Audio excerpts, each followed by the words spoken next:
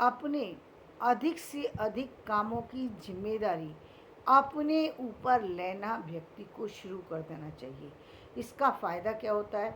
फ़ायदा ये है कि जब आप अपने ऊपर भी वर्क करते हैं, ठीक है, आपको ईश्वर ने सारे साधन दे दिए, ईश्वर ने आपके पास नौकर भी दिए, चाकर भी दिए, धन भी दिया, दौलत भी दिया, सम्मान भी दिया, सब कुछ दिया, लेकिन कुछ चीज़ें उसने जो आपको दी हैं, उन चीज़ों को सक्रिय रखने के लिए, उन चीज़ों को बनाए रखने के लिए बहुत ज़रूरी है। आपने हाथों से काम ही लेना छोड़ दिया, आँखों से काम करना बंद कर दिया, देखने से काम करना, मतलब आँखों से काम करना क्या, पूरे दिन सो ही रहे हैं आप। आपने चलने का काम करना बंद कर दिया, पढ़ने का काम करना बंद, मतलब बुद्धि से काम करना बंद कर दिया। इसका मतलब आप निष्क्रिय होते जा रहे हैं, इसका मतलब किसी और का नुकसान नहीं कर रहे। जो कुछ ईश्वर ने आपको दिया है वरदान के रूप में, आप उसका मिसयूज़ कर रहे हैं। मिसयूज़ की हानि आपको उठानी पड़ती है। असमय में मृत्यु को प्राप्त होना होता है, पहली बात।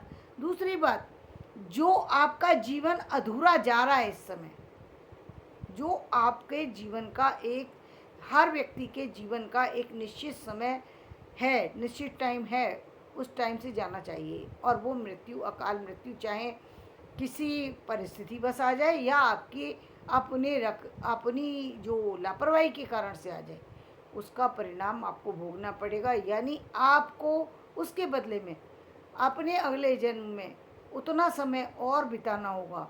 पहले आप उस कर्म को पूरा करेंगे, तब आप दूसरे को, सिर्फ आपको, जो व्यक्ति कहते हैं ना कि मोक्ष की प्राप्ति हो जाए, ईश्वर में मुक्त कर दो, ये सबसे बड़ी कठिनाई है कि आप बहुत अधिक बीमारी आपको इतनी ज़्यादा है कि आप पलंग से नीचे भी नहीं उठ सकते, खा भी नहीं सकते, पी भी नहीं। ये बहुत कठिन समय होता है। इससे बड़ा कठिन समय मुझे नहीं लगता संसार में कोई, इससे बड़ा कोई कठिन, कोई जेल नहीं, कोई कुछ नहीं। इससे कठिन समय जीवन में कोई हो ही नहीं सकता, जब आप अपने कामों को भी नहीं कर पा रहे, अपने जीवन की दिनचर्या को भी नहीं कर पा रहे। इससे बुरा समय कोई जीवन में नहीं आ सकता। कोशिश तो व्यक्ति को करना चाहिए कम से कम कि उसका जीवन अंतिम समय तक चलता रहे। बाकी तो ईश्वर के हाथ में है, वो आपके हाथ में नहीं है। लेकिन फिर भी इस इन जो चीज़ें आपको मिली हैं, उसमें कम से कम, ज़्यादा नहीं तो अपनी जिम्मेदारियों को उठाना, अपने सामान्य कार्यों को करना शुरू करें।